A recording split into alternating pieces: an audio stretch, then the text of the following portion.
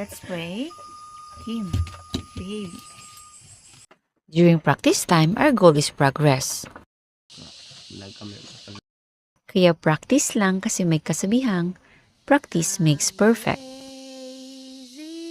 Sa pakikisama sa iyong mga teens, gusto nila yung nandun ka lang. Music is a way to heal. Alam kong nasasaktan din sila, nahihirapan.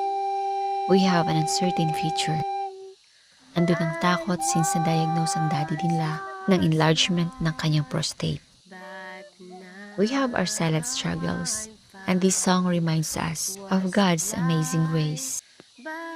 Part of the crisis management is to deal with the after effect of the incident.